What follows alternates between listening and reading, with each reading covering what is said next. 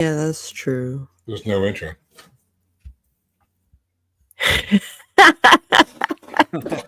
Did you forget how this show works, Sako? Now that I no longer have a trailer in the beginning of the stream, I don't know what I'm doing anymore. See, you give her some time off. It's kind of in keeping with the film today, though. It's The like idea of minimalism, like making do with what you have. Making do. Well, either way it goes, we're about to start this podcast. Let's make some radio. Yeah, let's do that. Okay, so for those who haven't seen one of our episodes before, we have a guest. This guy, Dr. AC of Horror 101 with Dr. AC. He's an actual doctor. He specializes in, I don't know. I couldn't think of a good joke at that point. I was like, wow. I mean, just watch the Human Centipede. It's medically accurate, and he was medically accurate. He was the specialist for the second one, which was not 100% medically accurate, nor the movie that we're talking about. But 100% hilarious. It is hilarious. Yeah. For all the wrong reasons. I had a good time with all the humans. Well, actually, I like the first one, the second one, less the third one. Yeah, it wasn't. Yeah, if you ever want to talk about Human Centipede on your show, give me a call. You know what? Nobody signed up for it. I had it because I think it's celebrating its 15th anniversary this year, and nobody wanted to talk about the Human Centipede. I got you. I was I got you. I'll get you. We'll discuss. Anyway, carry on. What are we talking about today? Today, we are talking about Pontypool 2008. Ontario, Canada. There is the language-based virus that makes people cannibalistic, and it is from the perspective of a radio show host, a journalist. Sassy one at that. A sassy one. What we used to call a shock jock back in the day.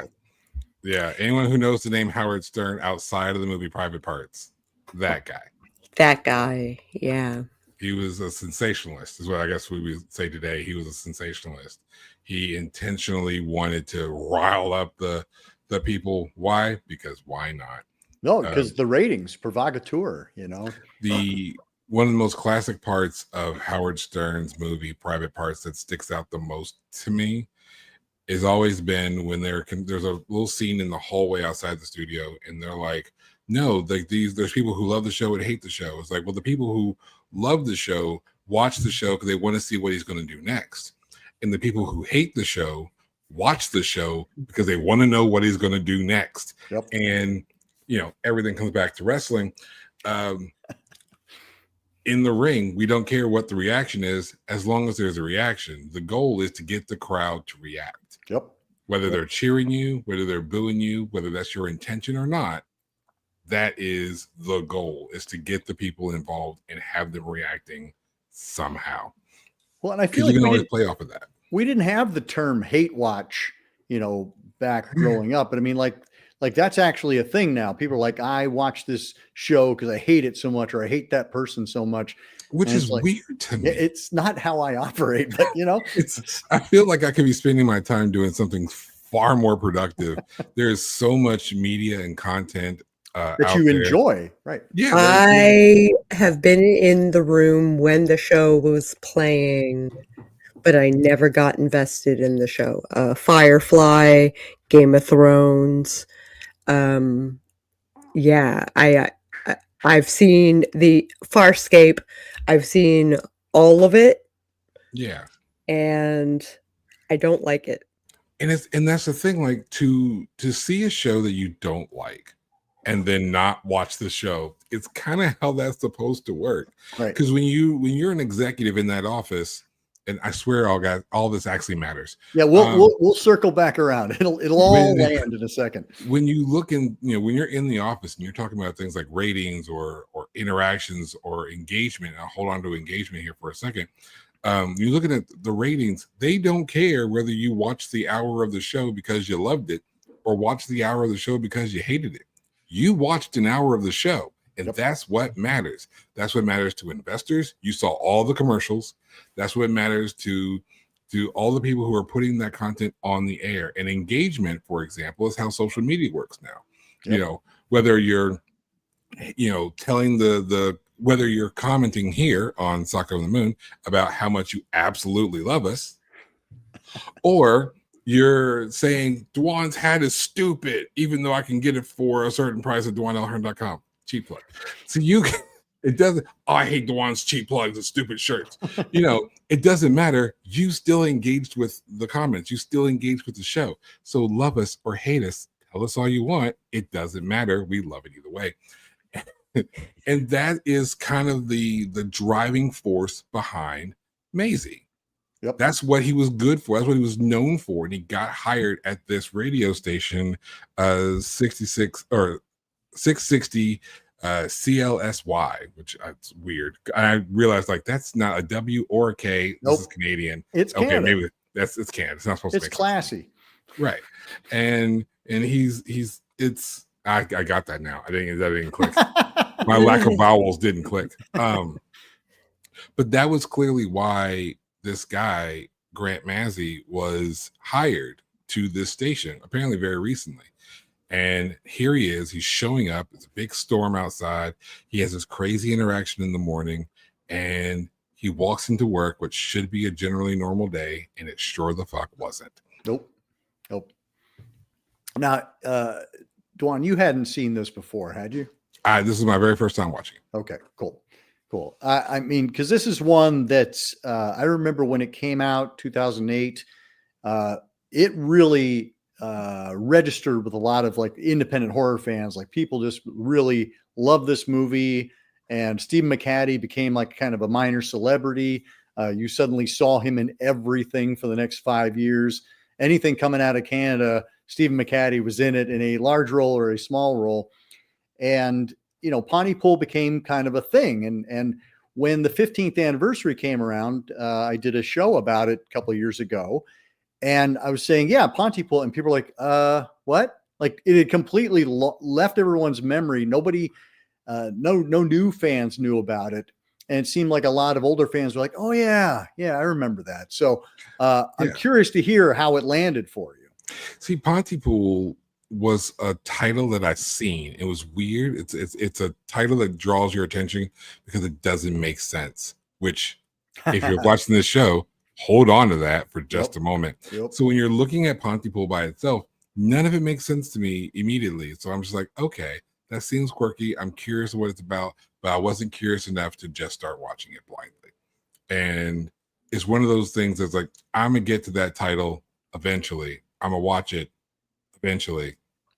And then, and then here we are talking about it because, you know, we watched it for the show, but as someone who writes and produces independent film, I really, really do appreciate this movie. Yeah. For so many. But as we go into our scoring session, because everyone knows we have a star scoring session, we'll get into exactly why I love this movie so much. From a first time watch, I've watched it once, and from the perspective of a filmmaker, but we need Sako to tell us how the scoring system works first. Okay, so it's a 4-star system. And for each star, there is a different category. So we got the theme, we have the production, we have the writing, and we have characterization. And there are 3 topics within those categories that we will discuss ad nauseum and to exhaustion. And we can start with the theme. Do I have a banner? I think I do. Woo! Look at that. So we have the message, the tone, and the backstory. Let's start with the message. So the tagline for the movie is "Shut up or die." And that just it hints towards, without it revealing, the nature of the quote unquote beast. And in this case, the beast is this virus that travels along language, but it only infects. It's only certain words are infected. They're all English. Conversationalists. Yeah. It's just English. It's just English. You know, this is the point where I would tell you to turn, like, you should definitely turn that off, but it's way too funny when it happens. You can't turn it off. It's way too funny when it happens. For humor's sake, I will keep it on. Please keep it on. It's part of your okay. Yeah, it's interesting to converse on the message of a movie where the message conveyed is the bad guy. Like, in and of itself is the bad guy. Mm-hmm. What do you think, Doc? Well, when you say that, tell me a little bit more, like what you're getting out of that. I don't want to step on your toes there. No, go ahead. Like that was the gist of it. I was just mentioning in the very literal sense, the messages conveyed was indeed the bad guy. That's right. And we must, as humans, we must communicate. Like, that's how we share ideas. That's how we progress. That's how we connect. It's how we disconnect, like through communication. And suddenly the ability to communicate with each other is cut off and or tenuous, becomes dangerous to try to connect with somebody. And that to me, I mean, it's funny because I can't help but watch movies now through a post-COVID lens where we actually know what infection looks like and what quarantine looks like. Because when I saw this 2008, I could conceive of such things. I'd seen, zombie movies before and outbreak movies before. But what I loved about this one was, as you said, I've never seen this kind of virus where it is traveling in a way that we've heard of airborne, but this is something slightly different. It's even deeper than soundborne, because you would initially think, even from how we're describing it, that it's soundborne, and it's not soundborne. It comes from the understanding of certain words. That's right. It comes from it's not the hearing it, it's the comprehension therein, like thereof. It's like, that is the part. And that's like, as Mazzy says in one part, how do you not understand? Right.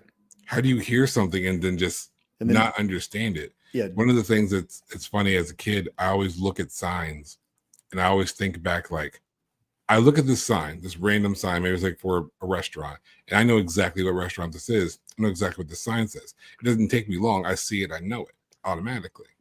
And I longed for the time when I could look at a sign brand new and not know what it meant. I don't have that, because comprehension is so immediate now. Right. So even when you referred to COVID and other quarantine movies and other quarantines that have happened in real life, there's things you could have done, barriers you can place to avoid interaction with the contagion. And how do you prevent yourself from understanding what's said to you? Even if you don't want to hear it, it's said to you. How can there's nothing you can do. Right. Because if you're if you're going to be communicating with somebody, you're hopefully understanding, interpreting, figuring out what is being said and creating a message from it. But that's the danger.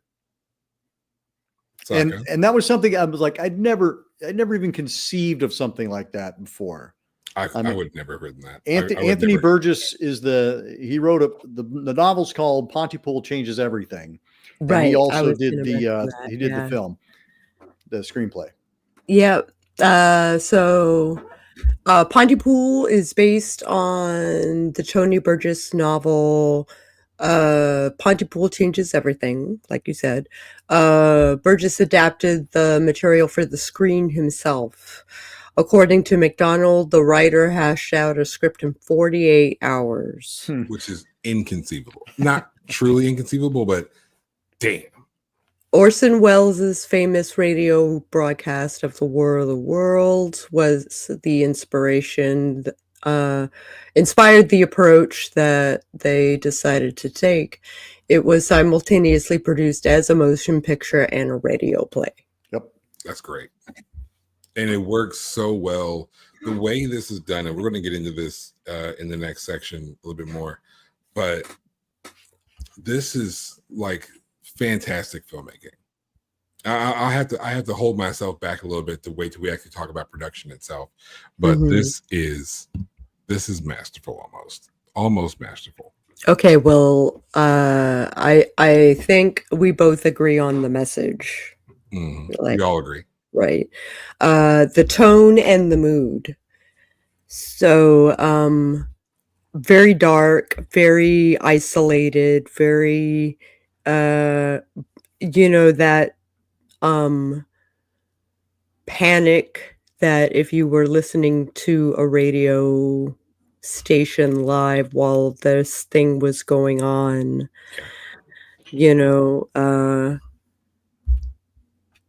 I think it's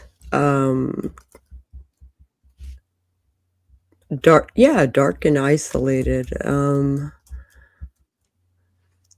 Hooray for quarantine. There's a scenario I can place, and fair warning to any parent. Imagine, right, that you're a parent, right, and you hear sounds in your house. Your first concern is your children. You go to open your door and your door is locked and you can't unlock it. But all you do is hear miscellaneous sounds throughout your house, right? You hear voices, some you recognize, some you don't. You hear footsteps going towards you and away from you, towards where your kids are, away. You hear doors opening and closing. You have no idea what's going on. You have no way of finding out. That's the tone, that's the vibe of this movie. Everything takes place essentially within this radio station. And in some cases, just that immediate room where the sound booth is. This is the perspective. And everyone that's in there, we have the tech, the producer, and the radio jockey. They're in this space. And they have no eyes of their own outside of their building. Nothing coming into work alludes to this, generally speaking. So they are blind. And that scenario is exactly how I picture, like how I would be in that panic, that worry, that what is this?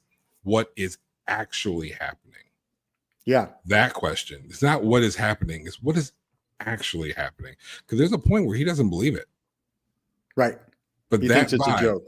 Right. So that vibe, that energy that you aren't sure with what's going on around you. You can't trust what you're being told, and you have no way of verifying it yourself. You are 100% dependent on the eyes and ears outside of your space. That is the tone. And as dark as that scenario that I gave you is, that's kind of what we're working with. Well, and if I can extend your metaphor, you're Please. also trying to call somebody to tell them, to give them information as to what's happening, but you don't have enough information. So the information you're communicating feels insufficient as well. So then imagine, so to play off that even further, imagine you're the person on the phone and you're just like, I got a phone call from Bob, and Bob said that there's sounds in his house. He doesn't know if his family is okay. He doesn't know where his family is. He doesn't know who's in his house, but he thinks someone else is in his house. So you call your next door neighbor, and then your next door neighbor is looking outside the windows like, well, I can't really see your front door, but there is a car outside your house I haven't recognized before. Right. But I think I saw it like driving around the neighborhood this morning, but I haven't seen it since. But I think that might be it. But I'm not sure. It's a popular car, so it could just be a different car. Who knows? And so you try to call the other neighbor, and the other neighbor's like, well, I can see your front door, and it's open, but I don't see anybody coming in. I don't see anybody coming out. Oh, it just shut. It just closed. Did you know it closed? And you have all this information, and you have nothing. You can't do anything about it. Welcome to Pontypool.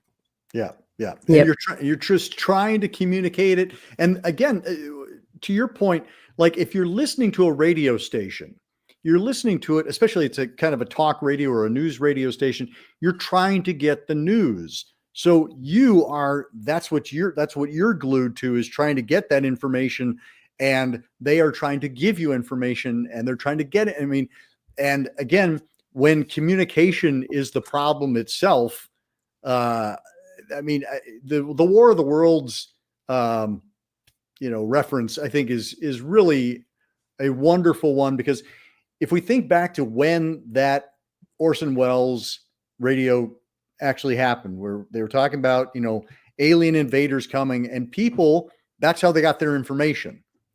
And it was, it was presented as a radio newscast, and so people were hearing news coming out of their radio, and that's where the news comes from. And you're like, well, they're saying there are aliens coming to attack Earth. Right. And I love that aspect of it, because we are sitting there in the station with Grant and his team, and we're like, what am I hearing? What am I supposed to be taking away from this? And I love that so much of it is done through sound. And I know we'll talk more about that with the production, but it's like just the ideas are so well executed, and they always feel like they're punching up every single time. And you never know, to get back with the tone and such, you are just, as the viewer of this movie, you are just as lost, because you have no idea how to piece together the clues that you're being given. I like to think of the smart horror fan. We have to acknowledge the smart horror fan. They know that we're being fed. We know we're being fed clues, right? We know we're being, the writer has intentionally given us hints. And as we're grabbing these likely hints, we know what to look for. And we still don't know. Yep. We don't know. I remember the first time watching this going, I can't wait to watch this again, because I feel like I'm missing stuff. I'm just hanging on by my fingernails. And then you find out, no, that's kind of how it is. You're only going to have a fraction of the story at any time. The rule has always been, and I think you will easily agree, every horror movie needs to be watched twice. You haven't properly watched a horror movie unless you've watched it twice. Because now, seeing how it ends, you can now feed that through as you rewatch. And as a writer, like, it's important for me to see that as the breadcrumbs are left. Yeah. Throughout the movie. If you're someone who's trying to actually analyze and like, how does horror work? How does storytelling work? You have to take in the story and go, okay, how did that story actually get told to me? Right. Excellent. And I did the backstory, right? So do we give a star for the theme? I say yes. Absolutely not. There's no way I could give it. Obviously, yes, absolutely. There's no way that a movie that clearly sets out to do a thing and executes it flawlessly. A new thing. Like, I have not seen this as a trope anywhere. Right. Yeah. So it takes our tropes and it spins them. It totally, like you said earlier, like, I would never have thought of this exactly. Could you do a zombie movie? Sure. Yep. Can you do a movie with, especially post 2020, post pandemic? Can we think of a movie that has, people being caught up with a contagion? Sure, we can.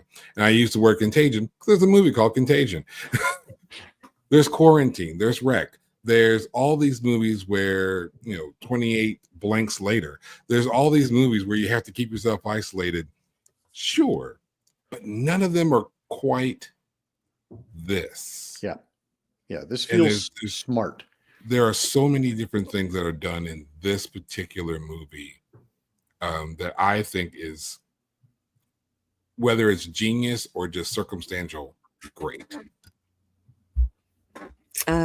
Yeah, so definitely a star. Definitely a star. Next would be production. To which we will talk about the art direction, the makeup and the props, and cinematography. As far as art direction, it feels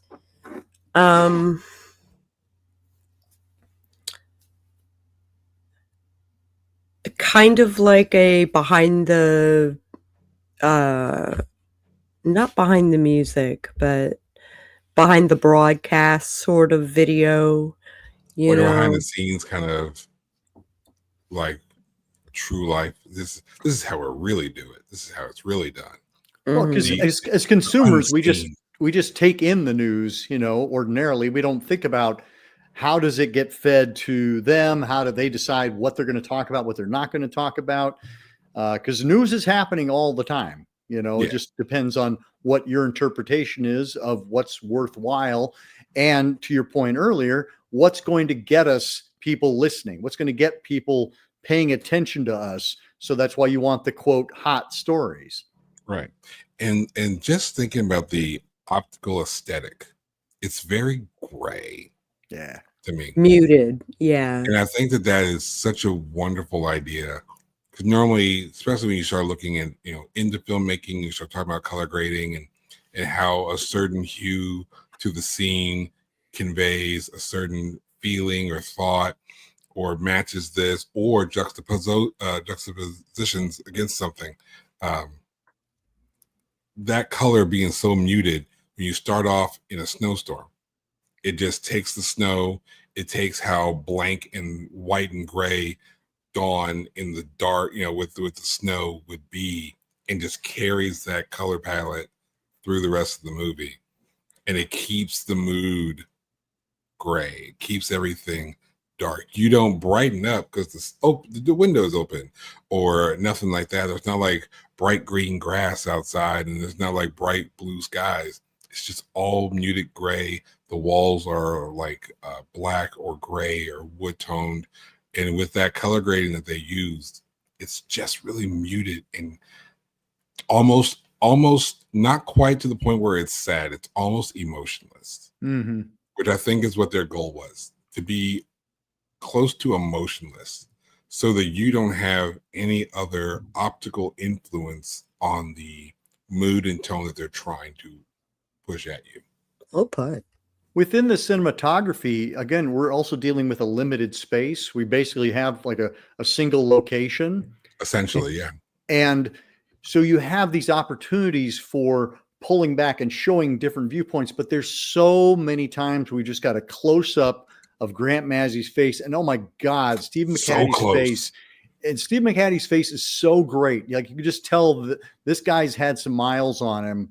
And when he's just listening, just watching somebody listen so intently, trying to take in that information, and that camera being right up there. And then there's the one time, again, spoilers, everybody, there's the one time we go outside of the studio and he has that incredible monologue about how the virus has traveled and who has died along the way and how they died. And we have these they're almost like snapshots, but they're just people standing still. Like you can see the wind blowing behind them. Like it's one of those it's almost a freeze frame, but not. It's just like a still life where people just pause. Like it's not a still frame. It's just a person standing still. And you have these there's great, still there's that still way, like that wobble that people kind of have when they're standing still. And that it's like, you start to see the train, like the connection of how, and that's a really important scene. Like there's this person died, but they had also killed this person before them. They also were involved with this person who they killed right before this, and they killed this person. And so this whole obituary section is just a link of murders that are connected, which is wild. And that shows how this has progressed through a family. And I believe one of them had the same last name as our tech. It never gets directly mentioned, but the tech's name, and then you're like, I know that last name. One second. That's the Pioneer lady. Wait a minute. That's the tech. That's the tech's last name. That is the Pioneer lady's last name, is Drummond. And it's told in a very kind of poetic way, like his delivery. And what we're seeing is kind of visual poetry. And it's the one time we leave the studio. It's also in black and white. And it's in black and white. Which keeps the moods consistent throughout the entire thing. Yep. That same muted color palette that they have throughout the studio is still reflected when we leave the studio. It's still, when you have the opportunity to see those bright green grasses and the bright blue skies, it's not there. They don't give it to you. Yep. No. As far as the makeup and the props, minimal props. I mean, they had, it feels authentic. Yeah, what we got. Yeah. They exactly. And blood that could be ingested. That looked like beef stew. Like someone put beef stew in a can and just went, at a wall. Yeah. Yep. And Yeah. which, by the way, if you're going to have a muted color palette and you need blood, like Chocolate. thickened beef stock is fantastic. Go with beef stew, just the chunks and everything. Just throw it, because it didn't seem like blood. It looked like stomach content, and Yeah. it was with blood.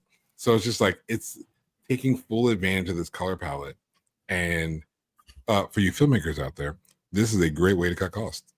Write a movie in, like, I have a film idea I'm about to work on here soon. It's essentially, it works very similar to this one. No influence, it's just circumstantial. It's like there'll be some scene that's outside of a room, and then some other signs that'll be outside of a room, but most of it will take place within a basement. That's just where the story takes place. And to have most of your film taking place in such a small, isolated area, you can add so much character to that area. You can do so much in a small space. Do not let your lack of location hinder a filmmaker, an independent filmmaker. Do your film in a room if you have to. Some of the best movies take place in a single solitary room. I'm pointing at you, Saul. Yep. And this is the key to this movie, is that it feels like it is writing to its smaller budget.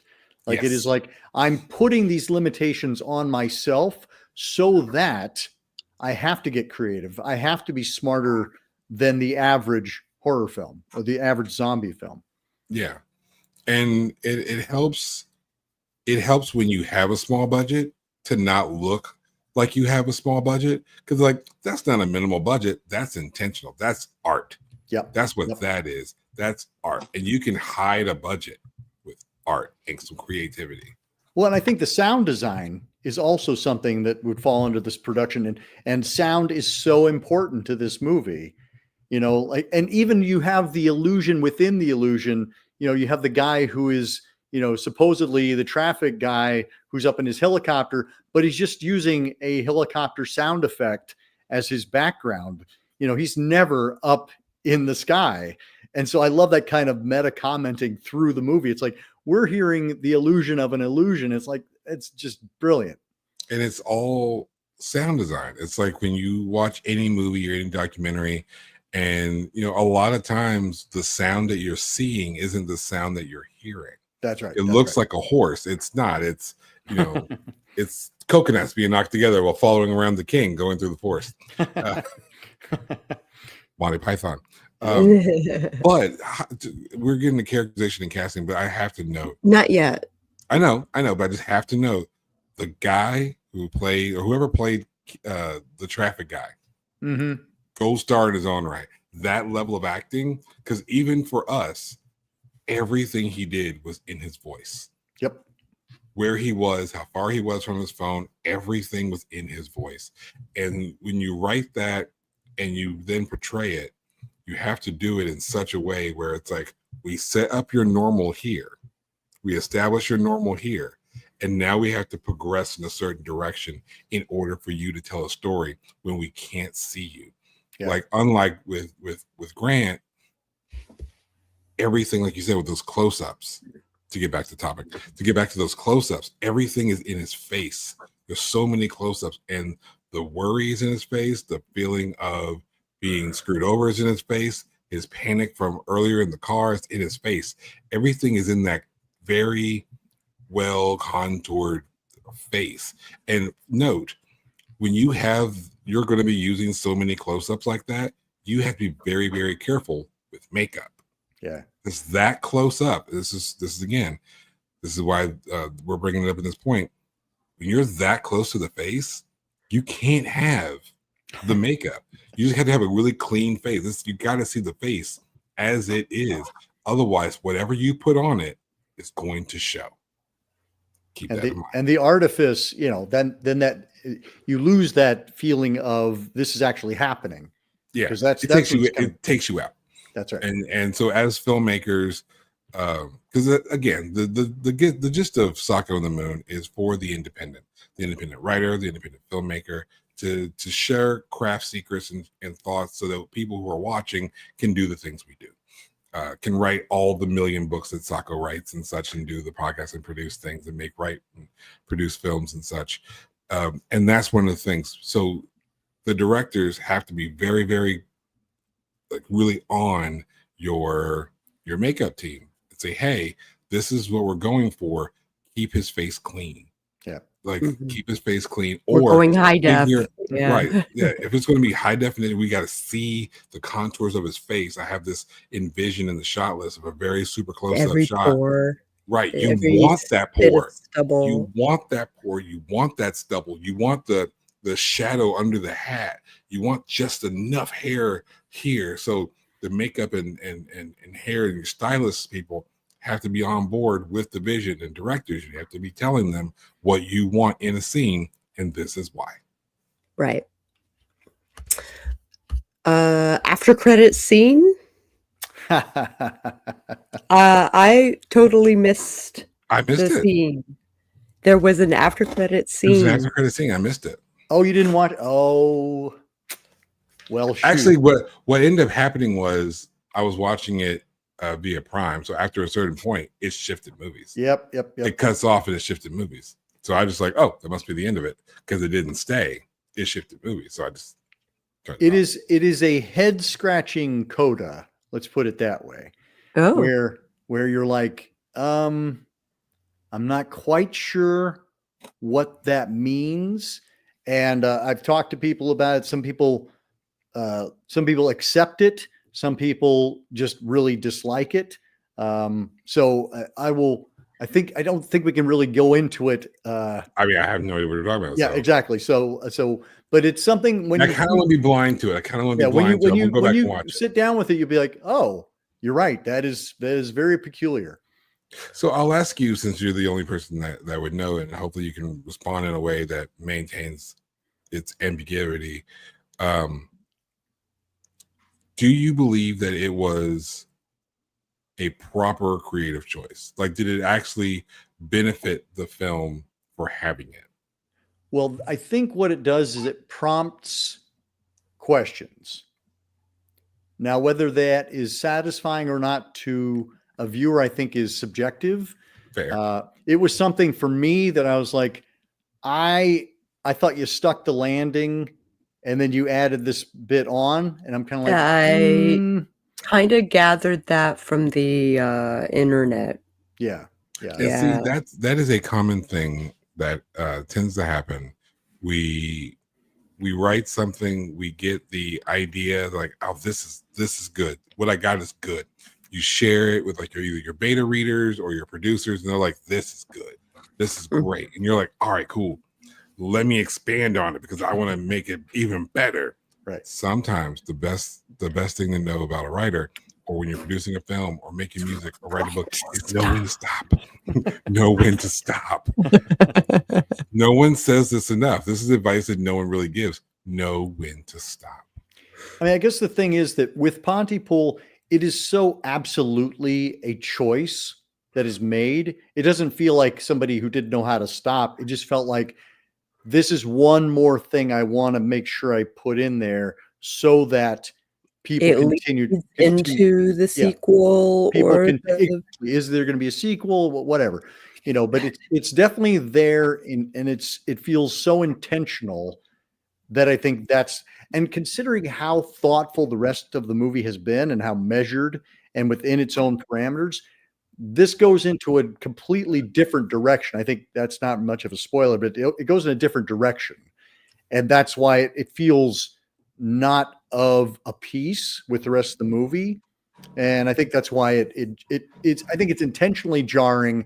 I don't know that it's satisfying in its jarringness. Fair enough. Are we ready to score? I think we are ready to score in production. I say give it a star. I think with the close-ups enough. Yep. The close-ups alone. Yep. The color palette alone. There is.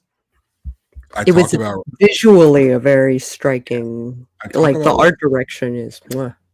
I talk about wrestling a lot and how you can watch wrestling to learn how to do different elements of creativity in your production, of whatever you're making. There's an element of wrestling that you can watch and draw from it. If I was going to, like, I've only seen it this one time, and if there's a movie that you want to show an independent on how to do, watch Pontypool, because this will show you You can use a minimal budget. You can use the natural weather outside. You can use a small space for what it is.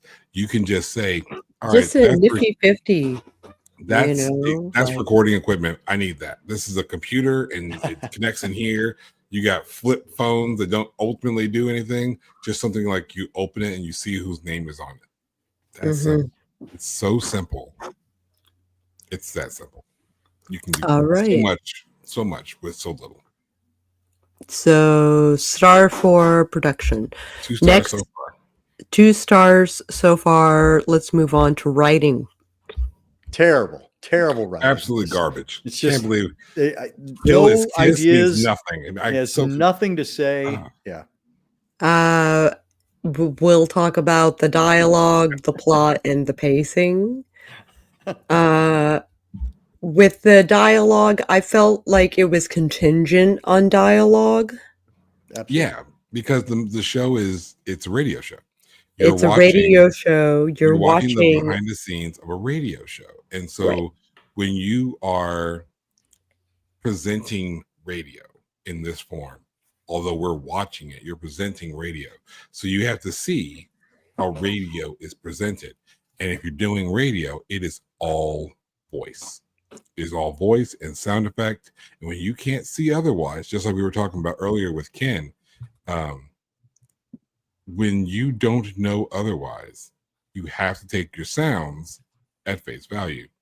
So those chopper sound effects, I mean, if I'm sitting at home listening to it on the radio, or if I'm in the car, that's a helicopter. I don't know any better because you told me it's a helicopter. That's my frame of reference. That's what it is. And it has to be dialogue heavy, and the dialogue has to make sense. Asterisks to this movie, because there's a point where the dialogue is weird and doesn't really make sense intentionally. By design, yeah. As far as the plot, we drilled that to death. So to sum it real fast, guy goes into work. He's a radio host, and he shows up. And while he's there doing the morning show, doing this morning shtick, he's kind of getting into with his producer, because the producer's like, "Hey, we have a simple radio show to do, and I know we hired you to be mazzy, but can we get a little bit less mazzy, less mazzy, and a little bit more soft jazzy?" They don't say that, but they should have. And then they get the news story coming in, and this news story is really, really jarring, and they don't know how to report on it because there's no verification on it. And now you got your framework for what you're dealing with. They're exploring a story they can't verify, so they don't know, is it a trick, is it a hoax? But then they hear from their own guy that something is going on. There's a Dr. John Mendez that we haven't even talked about yet, and that character of all characters, this guy. And then the rest of the story progresses as the story unfolds around them, but they have no way of verifying what's going on. So as they're trying to explore it, they are being caught up in it and becoming victims of it without knowing exactly what it is. There's your overall plot line. Yeah. There's a minimalism to it, and yet the ideas expand in the same way that the disease seems to be expanding. Like Yes. it feels like it is escaping, and in that way of like our brains trying to wrap our heads around it, like that also, it proves to be elusive. Like, how would that even work? How could you, like how would a disease work that way? And watching Grant try to figure that out in the moment, like, how can I deal with this? How can I communicate this? How can I stay alive and not go insane myself? Because I've seen that happen in front of me. There's just so much, and it all happens through the dialogue. I mean, yes, there is some screen action, but it's very minimal. It's almost entirely language driven. Because ultimately, we are perceiving this movie in the same way the Pontypool audience is perceiving Mazzy. And when you look at Mazzy in his role as a disc jockey, as a radio personality, he has a responsibility to himself to stay safe and a responsibility to his audience to provide information. That is his responsibility. That is something that he takes very, very seriously. We have our respective shows, and we all bear that same responsibility. Sako does all that research because she bears the responsibility of providing good data. I sit here and you have your show with all your background information that you share with your audience. And we all have this responsibility to present entertaining and or valuable information to our listening audience. And this is the framework for the character of Mazzy. And this is what leads to dialogue. This is what leads to plot choices and direction.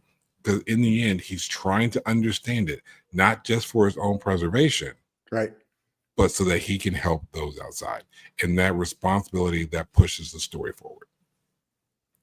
Again, if he's just sitting back doing nothing, movie's over. Right.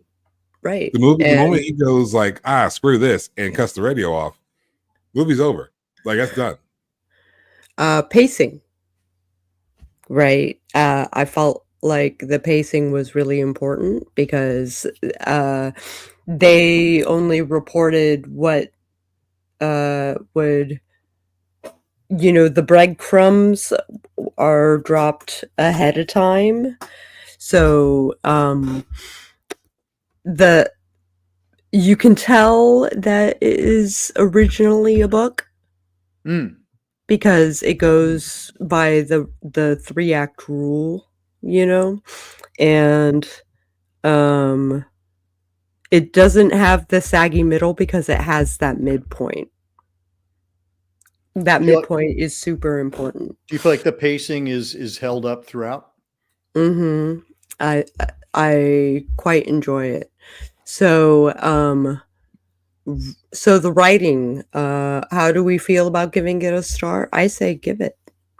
Absolutely. The pacing is methodical. The writing is very, very intentional. It is the things that are said need to be said the way things need to be said because of the nature of this story, the way things are said. And that is absolutely 100% writing. Like, it's in the intention of the structure of how things are said. It absolutely gets a star for me. What are your thoughts, Doc? I think it's funny. I think it's dramatic. I think it's terrifying. I think it's challenging. Like, the writing is the star of this movie. And you've got this wonderful instrument in Stephen McHattie delivering the majority of it. So for me, it was just the perfect combination of message and messenger. Absolutely. Fantastic way of saying that. Yes. 3-star. So 3-star movie so far. Let's talk about the characterization super fast. The casting, I mean, I thought it was perfectly cast. He has kind of a Lemmy vibe to him. He does. Motorhead lead singer. Yeah. And it made me a little nostalgic and made me want to listen to him. To Motorhead? No, not to Motorhead, but to the radio host. It makes me want to do radio again. Yep. It makes me want to do radio again. Like, I watch Pontypool, I'm like, ooh, this is why I miss radio. I did a radio show for such a short period of time, but it was a good period of time. And radio was so much fun for that exact reason. Well, and I think, there have been a few good movies about, radio stations and things like that. But there's that, unwritten law, no dead air and no uninteresting air. So you constantly are flying. The transitions have to be smooth. You have to be ready. You have to pick up the ball. You can't have any moments of like stopping and thinking about what to say. You just have to be able to just say it. Yeah. And I love how intelligent Stephen McHattie in his characterization of Grant Mazzy, like he is constantly, you see the wheels turning. Like he is constantly, even when he's listening, you're watching his eyes just kind of flicker as he's trying to like, what do I make of this? Is this something, when do I speak? Right. do I communicate this or do I hold this back? He's Right. constantly making choices throughout the entire movie. And there are times when he's talking with his producer, and his producer is saying, "All right, cut this. We don't know what to cut this, stop talking, cut the person off." And he's just like, "No, not yet." Right. And it's a thing. Like we talk about on our show a few times, how at some point in time something might happen. And when you're doing a show live, like we're doing right now, you gotta be ready for anything to happen. We're on the internet. Anything can happen. My internet can go out, your internet can go out, microphones can stop working, headphones can stop doing their thing. Anything can happen at any time, and you have to be on the ball and ready. And that is everything in this character, everything in the way this character is portrayed. Like you were saying, he plays a radio personality who's on live so well, because that is a different beast. When you are used to staying in front of the camera, performing and waiting for a cut, and then letting the editors do his thing, that's one thing. That's tough in its own right. That's one thing. To do a thing live, to do a show live, you do a show with panels and people actively present, and you never really know what a person's gonna say when you have, all these guests on your show. You never know what a person's going to say, but you know that the channel is yours and the responsibility is yours. So you have that responsibility. There's something in your brain that conveys on your face, or intentionally, because we have video, and intentionally doesn't. And when you have that freedom behind the gaze, the veil of radio, your face says everything. Yeah. And to portray that character, his face had to say everything, and it did. How do we feel about the other character? We talk about Mazzy ad nauseam. Yep. How do you feel about Sydney, the producer, or Laurel Ann? I have to admit that, I mean, it's been a couple of years since I've watched the movie, but, and I admit that, yes, I did not rewatch the movie. I technically don't remember the other two. And I think that's intentional. That's Yeah. exactly the reaction I thought you did. They can't make as big an that was impression. reaction. They just Right, can't, because Mazzy has to be up front. yeah, He's the star. And I think I asked you that question specifically, not to embarrass you, but to make the point that intentionally so much was given to this character and this character's portrayal that almost every other character seems secondary. Yep. And that's intentional to put so much focus. It's like, okay, that's Laurel Ann, but what about Mazzy? What's Mazzy doing? Mm-hmm. Okay, that's producer Sydney, but what's Mazzy doing? And that again is what's Howard Stern doing? What is the shock jock doing? Where is he? What is he thinking? What is he saying? That's where your viewers, that's where our focus has been while watching this movie. And it's evident as we've been talking about it this entire time. We've said so much about Mazzy. We've said so much, about this shock jock. We've said nothing about Sydney Blair, even though at the end, what's the message we send out on repeat for the zombified people to repeat? It's Sydney Blair is alive. Right. Sydney Blair is alive. It wasn't Mazzy. Mazzy said nothing about himself to have that portrayed. He kept it simple. It wasn't like we are here. It's not we're at the station. It was Sydney Blair is alive. Yep. I do want to say I liked that's a great point, by the way. I love it. Like that's the message that gets sent. I adore Laurel Ann, Georgina Riley, who plays that. I think she's such a great character that we genuinely root for her, and we feel a tremendous loss when we lose her. Even though she's not nearly as dynamic as Mazzy, obviously that's by design, but she is somebody who she's so sweet and wonderful. And yet she was, she's also a veteran, like there's all these things that like just, you go, I really like this person. I really like her. And then you lose her and you're like, oh no, and then there were two, Yeah. And it's like, you felt bad for losing her because they did the work.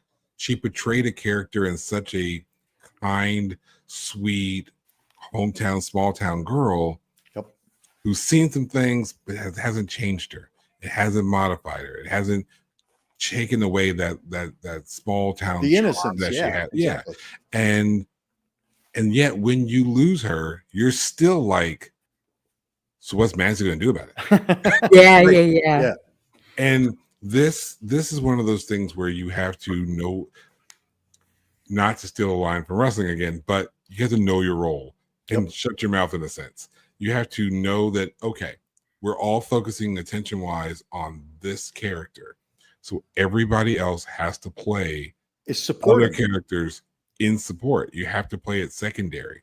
No funny line or weird deliveries. It has to be this way because it's such a particular movie being made.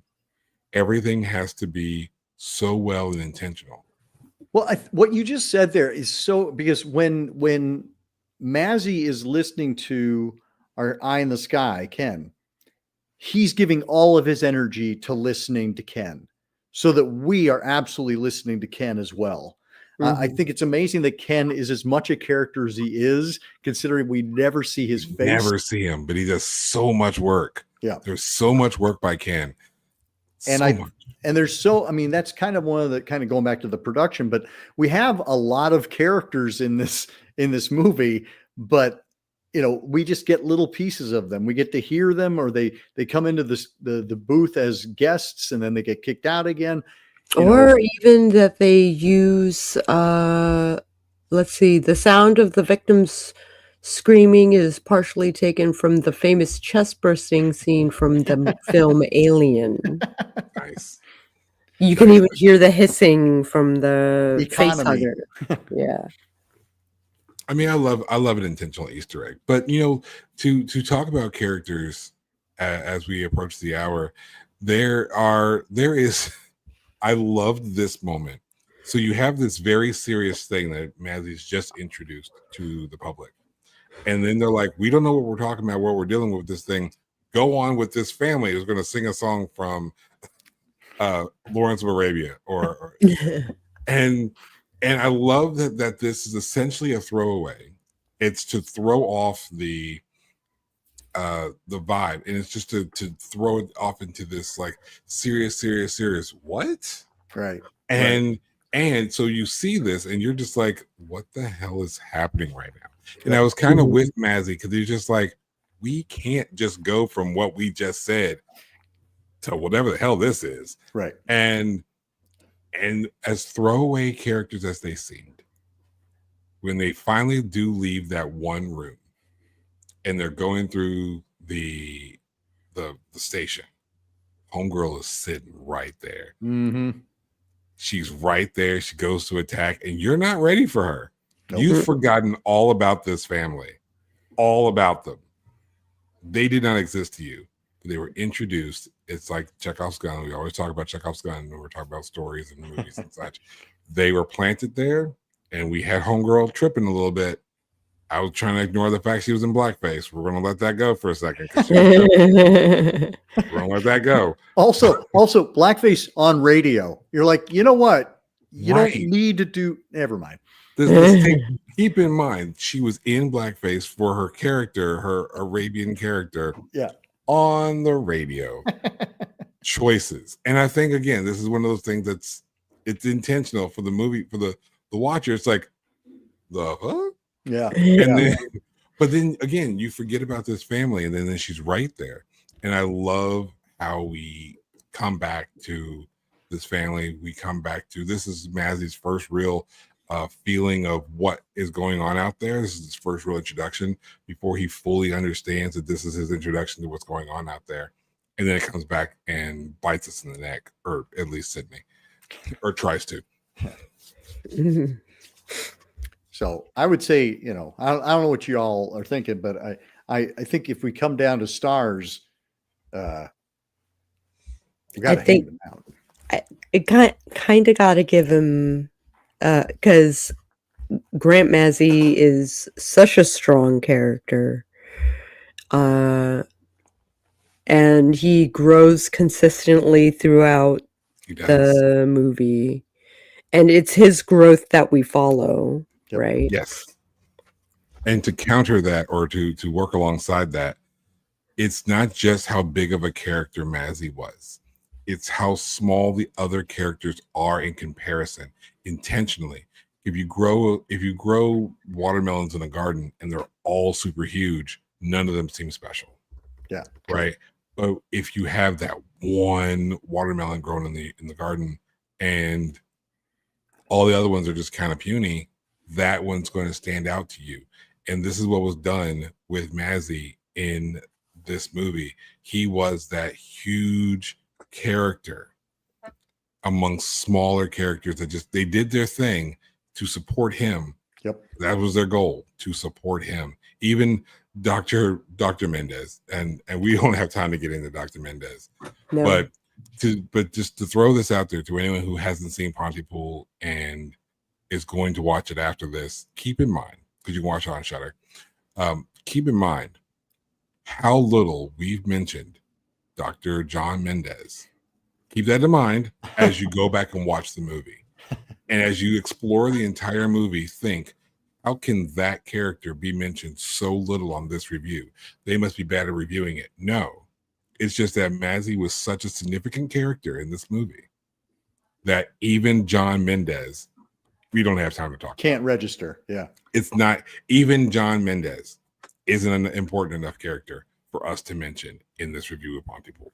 Although if we had another 20 minutes, we would talk about we that. could. Yeah, we could. We could. But at the same time, what really would we say that we haven't hinted towards yet? That's right.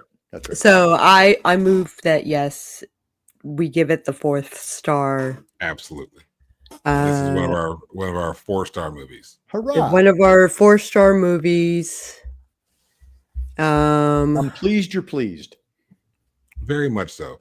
And if you missed our episode last Friday, as Sako interviewed Dr. AC, because I was late.